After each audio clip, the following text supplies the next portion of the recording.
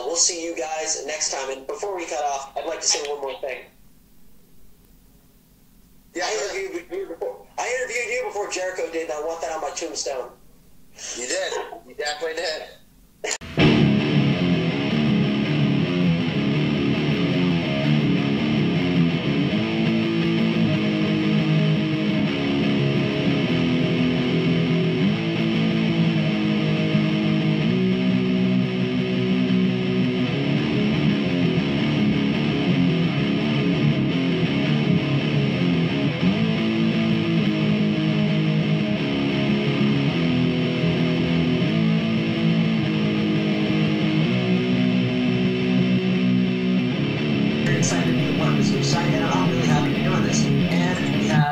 Returning guest from my old show, I guess.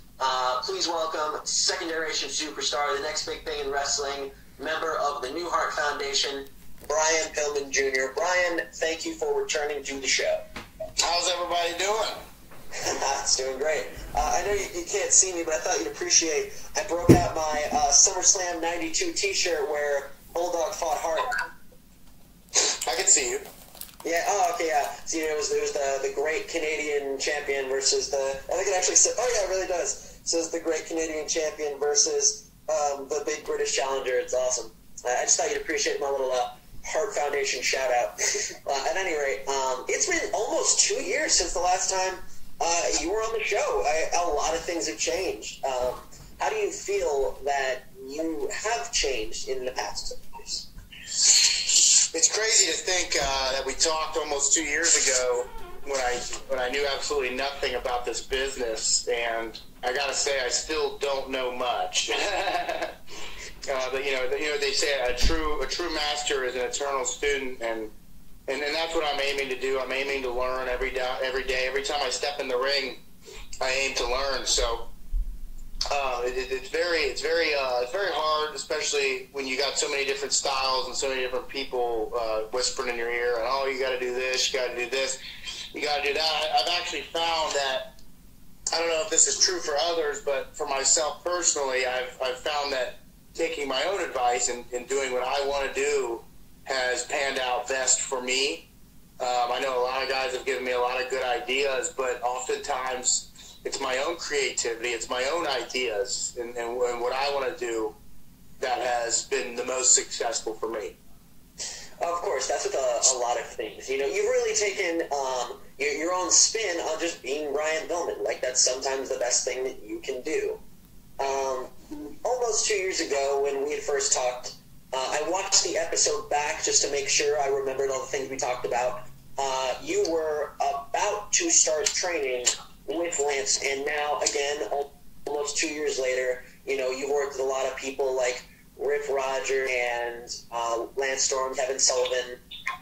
I don't know what you're showing me there. It's a beef jerky that I'm eating. I hope it's delicious. Yeah, sorry I can't show my face right now. Of course. I'm working on something. Oh, that's perfectly fine. I totally understand. Just out of curiosity, can you give us any hints to what that is, or is it not a big deal, a nice secret? It's just something to do with my hair. Fair enough. Which is one of the things I wanted to ask. I can jump to that. I noticed that one thing that you do, at least now, is a lot of, you're very stylish and fashionable, a lot of big, loud outfits with a lot going on, which I find kind of interesting because your dad, as both Flying and Loose Cannon, was a little bit more low-key with his outfits. I noticed a similarity, a friend pointed out to me, between you and a lot of modern rappers of the day. Where do you get this inspiration for your outfits and the new things you wear with regular attire? Your fashion sense, your big outfits, like I said before, where do you find the inspiration to do outfits like these? I compared it to a lot of modern rappers of the day. Well, as you notice, like, there's a big influence of, you know, like you said, SoundCloud rappers and stuff like that. But the bottom line is, if you want to be treated like a star, you got to dress like a star, you know? And when it comes to what I'm wearing or my haircut or whatever it is, I try to be provocative. I try to turn heads, and that's what I do when I do my entrance through the curtain, or even when I'm going through the airport, or if I'm at a bar. Everywhere I go, people are turning their head and looking at me. So it's so much more than just what you do in the ring that's flashy. You got to be flashy all the time, because that's what the big leagues are looking for. You can wrestle in your backyard or your local indie for 20 years if you want, and never invest in your look or in your body or your style or your fashion, but you're never going to make it on TV. You're never going to make it anywhere where you're expected to look like a star. So it's one thing that a lot of these guys in the indies could look at and maybe assess and try for themselves, because there's a lot of great in-ring workers out there. But if you're just some nerd that plays video games and that's all you tweet about, then you don't go out and you're not charismatic, then why should you be treated like a star? I can see that.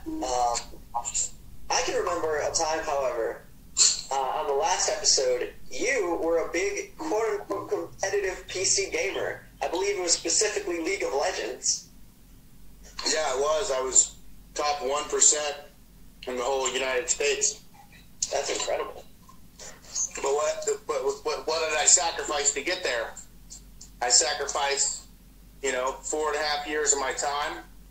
I sacrificed my social skills. I sacrificed a lot of relationships with women that I had, frustrated girlfriends and stuff. So it wasn't, once I took a step back from the gaming PC, I sold my gaming PC, started doing yoga, started lifting and taking my life seriously is how I found wrestling. So I still have a passion for video games. I still enjoy certain games, but it's when we get too invested. It's like you say, there's a fine line between a hobby and a mental illness. And League of Legends became a mental illness for me, so I had to cut it out of my life. That makes perfect sense. This is a short one real quick. I remember I was on social media and somebody pointed out that an outfit of yours might have been based on Kingdom Hearts, if I remember that correctly. Yeah.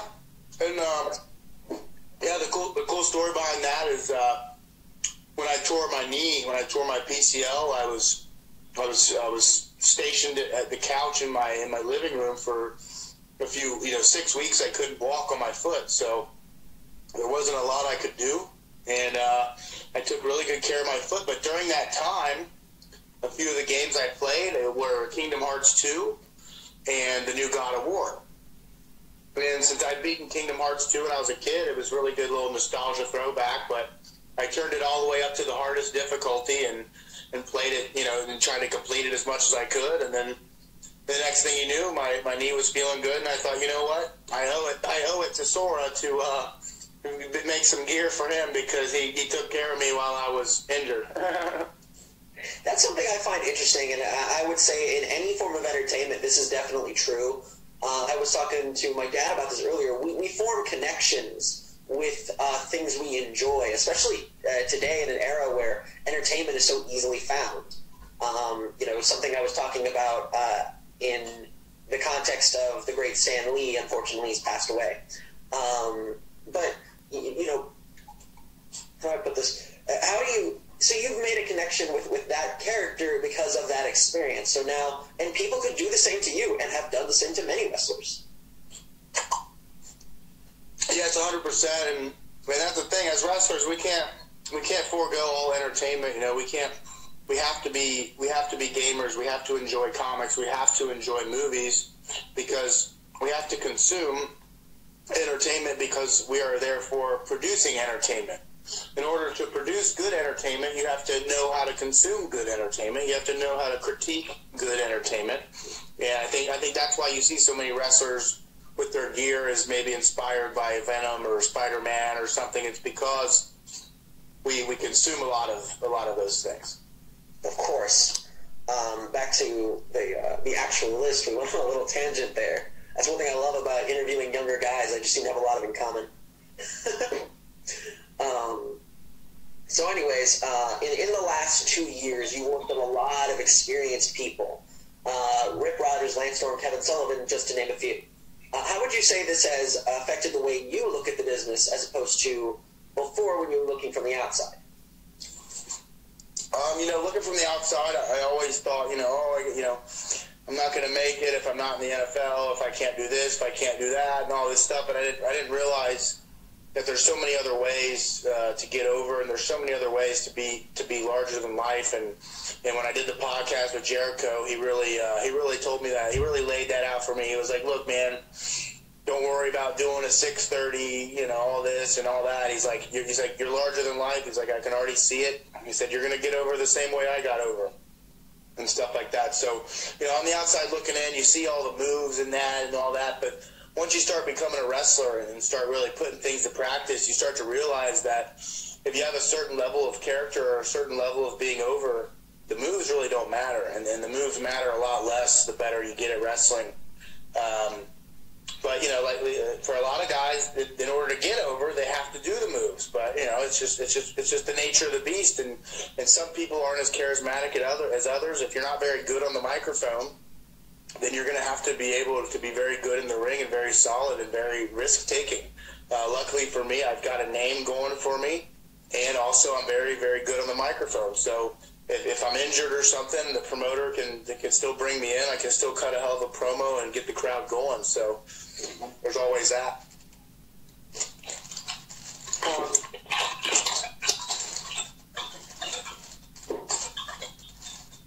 That's sorry, I can hear that beef jerky is just making me laugh. I'm sorry, I'm hungry. No, of course. This is a fun show. I don't care. It's just making me laugh. We just went on a 10-minute tangent about video games. I don't care if you're eating. Oh man, it takes me back, because I've now been doing this show for almost 3 years, and I've made a lot of friends through the show, and it's things like this that will always be remembered. That I do. Yeah, it seems like you've been doing a really good job. You've been having a lot of cool guests on. Thank you. Yeah. I've just been working my tail end off, and now I've got the new job at bodyframe.net, who, by the way, the owner of which told me to tell you he's a big fan. He almost got to meet you at StarCast. Unfortunately, that didn't get to be the case. Yeah, and a lot of people are looking forward to meeting me, whether it's at StarCast or the big event, and WrestleCon too. Man, I've had a lot of good reception at these conventions due to the mainstream kind of popularity that I have. Yeah, and speaking of which, how does that feel? Like, that's kind of an interesting thing I've not been able to ask. The transition from nobody really knows me, I'm just, average Joe, to, oh my God, everybody wants my picture. Yeah, it kind of came all at once. So I have to say, after about a year and a half of this recognition and notoriety, and having the haircut, and I'm expecting people to look at me. I'm expecting to get pictures signed. So at this point, I'm very much used to it. But yeah, there was a really big rush. It was very interesting starting out in this business and already having kind of that following. And one thing a lot of people forget is that all the numbers on social media, that's not everything. Like a lot of people, especially older wrestling fans, they don't have Twitter, they don't have Instagram. Hell, like some of them don't even have smartphones. So, like guys like Sting, guys like my dad, guys like Ric Flair, like they were famous. They weren't just social media famous. Like they were shoot famous. And even a lot of famous actors don't always have the highest social media numbers. So you can't base someone's value based on how many followers they have on Instagram or Twitter, because for a lot of these guys, a lot of wrestlers, it's like they have so much fame that it bleeds beyond the social media. There's so many more fans that they have than what you see on their numbers. And I quickly realized that as I was touring around the Indies, and a lot of people had knew who I was, and they had nothing to do with social media. So at the same time, it's got to be nice though to be able to just pick up your phone and all of a sudden you see like a drawing someone made for you, or that custom playing card someone had made for you. Yeah. Oh no, I mean, social media has definitely changed the game of pro wrestling for so many people. I mean, I know a lot of guys that they get so over on social media, and that's how they get booked. And like the promoters don't even see any of their matches, and it's ridiculous. But that's how the old timers will talk about. we used to do so much less in the ring, and then we got over this way, and you guys are doing too much. But I know a ton of guys that they don't do fuck all in the ring, but their social media activity's high, they're funny, they're witty, and that's how they get over. So we're not even leaving our fucking house and we're getting over. Yeah, there definitely is a bit of a, I guess I would say a disconnect, unfortunately, between some people who, I guess, may have the skill, but just don't have the X factor that's just getting them noticed. And then some people are getting noticed and don't necessarily have the skill. Yeah. It's a combination of things, and like my trainers, Rip and Lance Storm, they always said, you got your charisma, you've got your body and your look, and then you got your in-ring stuff. And even Mike Logan would tell me that the least important is what you're doing in the ring. 99% of wrestling is just talking about wrestling. The other 1% is the wrestling. So it's like, Jesus, you look at the top stars of our generation, John Cena, The Rock, hell, Elias,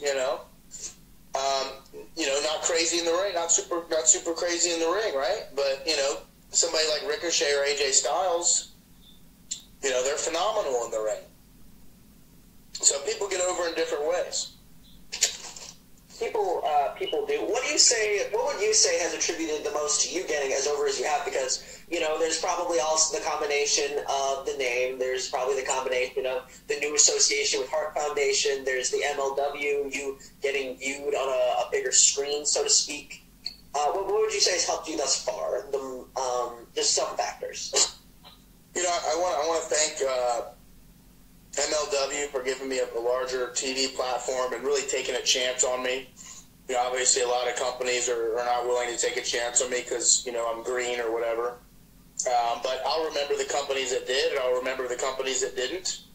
And if you're a promotion out there that, you didn't want to take a chance on me, that's fine. No disrespect, but that's just what I'm going to remember. I'm going to remember the promoters that brought me in when I was injured and let me be charismatic, let me cut a promo and work to my strengths, If your promotion is all about, spots and flippy doos and kicking people in the face and stiffing each other, then maybe you shouldn't bring me in, you know what I mean? But if your promotion is about telling a story and really giving back, giving a little nostalgia, a little bit of promo, a little bit of this, and you have a full package kind of show, then that's what I'm going to be, that's going to go to my strengths. But, obviously having the name helps, but as long as I can remember, since I was in middle school, I've always been very, very good at bringing people together. I've always been very, very popular. I used to throw parties a lot and get people together. My friends, maybe two guys weren't really good friends or they didn't like each other, but I was friends with both of them, and I was that link. I was that connection. I'd bring those two guys together, and then they'd find out, oh, this guy's not so bad, and like this girl isn't so bad, So I've always been bringing people together for as long as I can remember. And in high school, people weren't marked, They didn't care that my dad was a wrestler, I played football, so I was a little popular with that. But it's just some people have a natural tendency to socialize and to bring people together, and I think that's one of the talents I've been given. That is definitely a skill to have, It's been told by most entertainers that they grew up wanting to just entertain. They may not have figured out what form it was quite yet, but they definitely just wanted to show people a good time. That seems to be what you're telling me. Oh, yeah, definitely, for sure. And that's what wrestling's all about, Wrestling's all about if the fans go home happy, then it was a successful show. Absolutely. So I've worked everything from opening the curtain to main event, to multi-man, 4-ways, rumbles, this, that, and the other. And I've never left a show where the promoter and the fans weren't happy. I've always been asked to come back. And I don't know if there's just an it factor or something about me that it's electric, that people see me. But I'm very proud of my work so far in the short 9 months that I've been having matches. Actually, what is it, November 13th? I guess it's been almost 10 months to the day, So That's insane. I had my first match, yeah. I would say this is a good point to mention. I guess I've noticed a lot with the recent New Hart Foundation and whatnot. You've leaned more towards, I guess, the loose cannon aesthetic of your dad than the high flying. Teddy Hart made mention of it during one of the promos, and I was curious about, I guess, how much do you want to be like your dad? Because there's always what do you call it, pros and cons. We have like Randy Orton, for example, who's almost nothing like Cowboy Bob Orton, but that's clearly not mattered since he's at this point done insanely well for himself, an all-time legend. But then you also have people like Charlotte Flair who are more or less a 2.0, like a remodel of something original. It's still good, and it's definitely working. What would you say is more what you're aiming for, more what works for you? I'd say it's different for the women in wrestling. If Charlotte goes, she and believe me, like you said, she's pretty much a carbon copy of Ric Flair when it comes to like her moveset and her mannerisms and things like that. But I think for guys, we might catch some flack if we try to go that route, right? We really got to carve out our own path, and I don't know if it's really the gender that matters, or maybe it's just the timing and things. I don't know that I'd get away with trying to be a loose cannon, right? So I'm just trying to be me. And when I met Terry Taylor and I had this conversation with him, he said, "You have such a unique personality. A lot of these guys in wrestling are just trying to be their favorite wrestler, and you just be yourself," which is what he found attractive in me as a wrestler. And I think me just being myself is a little bit similar to my dad as whether he was the loose cannon or whatever, but I don't watch his promos and try to copy him. I don't watch his matches and try to copy him. I'm just being me, and any similarities are purely genetic. And I think if there's a loose cannon in the Hart Foundation, I think it's Teddy. I think Teddy is the one that's the crazy one. I think Teddy's the most unpredictable in the ring and outside the ring. I think at Hart Foundation, I think I'm just a young kid that's having fun, having all these opportunities thrown his way, and I'm knocking them out of the park, and I think I'm having fun with it. I'm a little cocky with it, as far as my character is, and I'm more or less being influenced and infected by Teddy and Harry as we sort of dominate Major League Wrestling. Well, how did you feel when, who came up with the idea of the New Hart Foundation? I have no idea. I was booked for that, and I saw it on a poster before I even knew. Really? How did that feel then? Like, just hearing New Hart Foundation?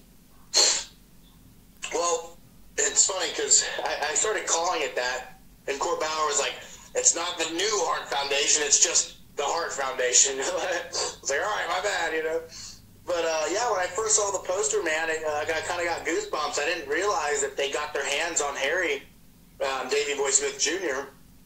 I didn't realize he was that available as far as getting on TV in the States. I knew he had been working in New Japan, and I wasn't sure what his contract was like. I knew Teddy was relatively available and making a comeback. I had actually tagged with Teddy in New Jersey for CZW Dojo Wars.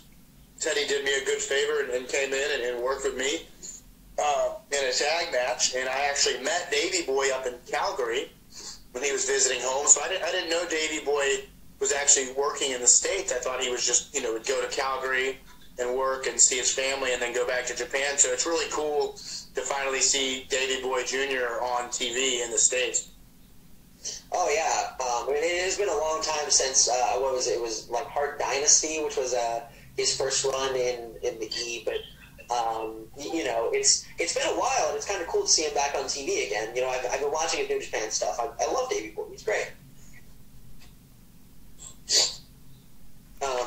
What's it like working with those two? Because that's a lot of experience between the two of them. Davey Boy, like I said, he was doing the Ian. I think it was like 2011. Teddy Hart's been around for a while. I remember. My favorite thing he's done, and this is just a personal thing for me, is Wrestling Society X. I love Wrestling Society X. That's my guilty pleasure in all of wrestling. How does that much experience, I guess, just on a regular basis, helping you out? What is that like?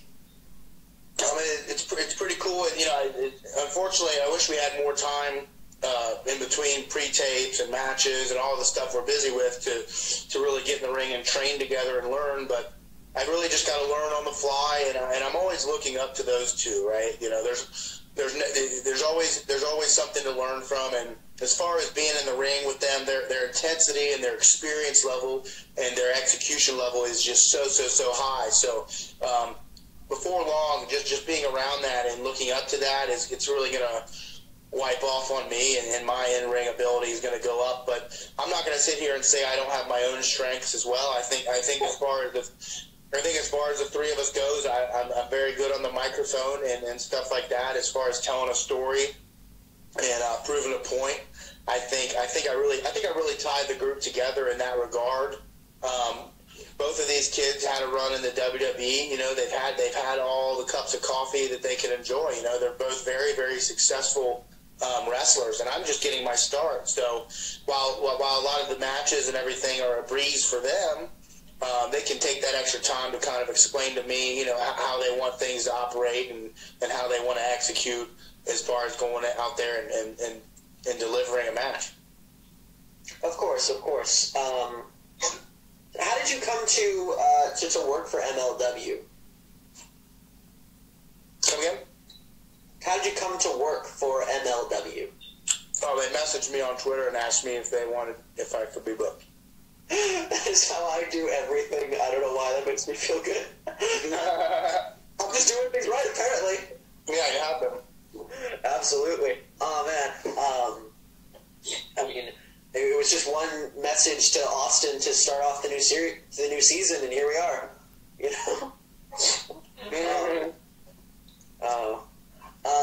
Where were we? Oh, geez, we really running on the clock. I was still not finished my questions. That's all right. Just whatever we get to, we get to. How long have we been on? That's the whole point of the show. And by the way, you guys, the whole point I do this live is for fan interaction. You guys want to ask questions to Brian Pillman Jr. It's the whole reason I started doing the streams. So go ahead, ask questions if you like. I'm happy to listen those out. So another thing is, you're still very young. I believe you're 24? 25. 25. There we go. Okay, I was close. It's not quite been 2 years, but my math is still off. Anyways, so you're still very young, and you have a lot to do in the business, and pretty much just whatever you want, though. Like, that's kind of the fun part about this business. Do you have any immediate goals, long-term goals, like just things you hope to do, places you hope to be? It's tough because a lot of times the opportunities are just kind of thrusted at me. I don't even have a chance to sit down and make goals for myself. A lot of times I'm sort of just accomplishing the levels and the milestones as they come, so to speak. So, I'd really love to explore the country of Japan. I'd love to go over there and perhaps train in some dojo of some capacity and really wrestle that style. I'd love to have a match with someone that has, like sort of a language barrier. I think that's an experience that would be interesting, right? To finally wrestle somebody with not as good English, right? So, because that's a learning experience in and of itself. I can have a match with someone who speaks Japanese, then that means I'm going to get better, right? That means I'm going to get better in the ring. So, another goal would be to somehow get aligned with the performance center and improve myself there, and hopefully get signed to some sort of developmental deal. But like I said, a lot of these opportunities are going to come my way whether I like it or not. And as my trainer Lance Storm said, we don't really have a choice in where we go, what we do. A lot of times it's just the right place, right time. And you just got to be ready for anything. So my goal is to always stay ready, so that way I don't have to get ready, if that makes sense. Absolutely. I noticed something you posted, I think, on Instagram. You were talking about who you wrestled for. And you were mentioning people who don't seem to catch a break. Would you like to So before I ask that question, would you like to, what was the word? I guess, explain that? I'm sorry, come again? I noticed something you posted on Instagram, I think, recently. You were saying who you wrestle for, and you mentioned about people who don't seem to be able to catch a break. That's who you wrestle for. Would you mind giving a short explanation of that prior to me asking my next question? Well, yeah, it's those guys that go out there and they put their body on the line every weekend. Some of them have everything I have. You know, some of them have the in-ring ability. Some of them have the look. Some of them have perfect abs. Some of them have the best gear money can buy, but the opportunities just haven't come their way. You know, so those are the guys I wrestle for. I wrestle for the guys that are hurting their neck and doing all these crazy bumps, just hoping to get noticed, while I'm going out there and I'm doing, you know, just the basics of what I know, and in wrestling a relatively safe style, but still getting over because of my charisma and my name and things like that, and then just generally people that want to see me wrestle, and it's, you know, it's hard because I do have an advantage, you know, but there's also the double-edged side of it. You know, the disadvantages have come with the expectations, you know, being pushed out in front of 2,000 people to wrestle on TV, you know, with a hurt shoulder, because I'm expected to deliver some level of star power and it factor that a lot of guys don't have, and I can't sit here and say I worked super hard to be charismatic. I think I was just born. I'm a natural born star, and I've got to work really hard to be better in the ring and in the wrestling. And some guys are super athletic and they're really good in the ring, you know, so like right when they start. So it's everybody's with something else, gifts. There's a lot of very, very talented people, whether it's in Alabama or Tennessee or Michigan or New Jersey and stuff. And it's like all these guys are so talented, but there's just too much. There's just so many talented people in wrestling right now. And unfortunately, you have to have something that causes you to stick out.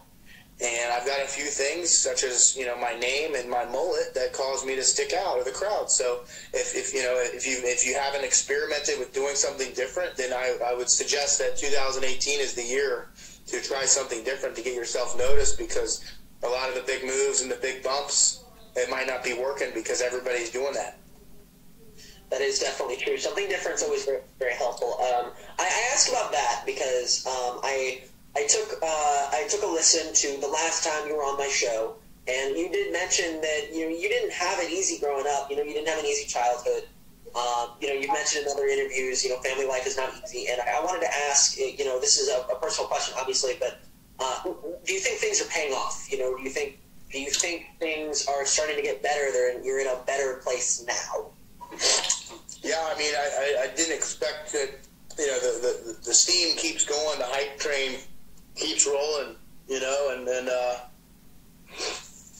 be honest with you, I thought the hype would have already ended, but it keeps going, and I'm at a point now where I can support myself and pay rent and stuff off of wrestling. You know, shout out to the fans who buy my shirts and come visit me at my merch table and buy my 8x10s, and shout out to the promoters who are willing to pay me what I think I'm worth and the amount of value I think I bring to the promotion, because not a lot of guys are able to say that they can pay their bills off of wrestling, and I'm very, very fortunate to be able to do that. So I do think it's paying off. I think these injuries are paying off. You know, if it wasn't for my Aunt Linda, I might have suffered a financial issue with some of these injuries, but my aunt was there when I got injured to help me, you know, and have that health insurance and stuff like that. So I've had a lot of people supporting me, but now finally I can say that the hard work of my wrestling is starting to pay off. That's great to hear. You know, you mentioned that also your dad passed when you were very young, and I wondered, would you say that the new direction your life is going in with wrestling has made you look at his legacy and him any differently? Do you feel closer to him in any way as a result of being a wrestler and experiencing a life that he went through?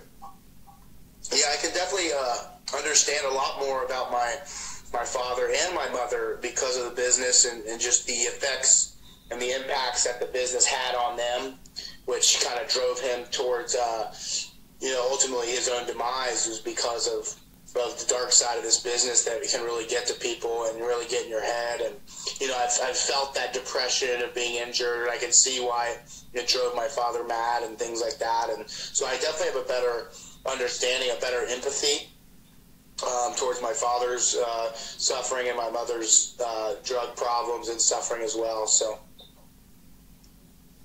All right, that's great to hear. Thank you very much for coming on the show. I actually just finished our last question, which is perfect because usually when I cut the show short, that guy worked out perfectly. You have plug time now if you want to tell anybody, you know, where they can buy some merch, follow you, shows they should see, man. Plug time. There you go. Hey, thank you guys, everyone, for listening. Just so you know, coming up, there's a Black Friday sale on pro wrestling tees, and you can head over there and look for the Brian Pillman Jr. page and buy my newest shirt, Brian F. Pillman Jr. And also you can follow me on Twitter at Flying Brian Jr. And right here we are on Instagram Live at Flying Brian 41.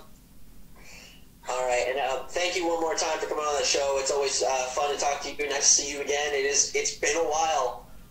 Thank you guys so much. You can support my Patreon. You can buy my tees from teespring.com. You can check this out now on bodyslam.net. This is for the actual recorded version. Thank you guys so much again for checking the show out. The show means everything to me. Again, thank you, Brian. It means so much to me you'd come back on. Thank you so much, Skylar. Of course. We'll see you guys next time. And before we cut off, I'd like to say one more thing. Yeah, I interviewed you before Jericho did, and I want that on my tombstone. You did. You definitely did. All right. See you guys next time.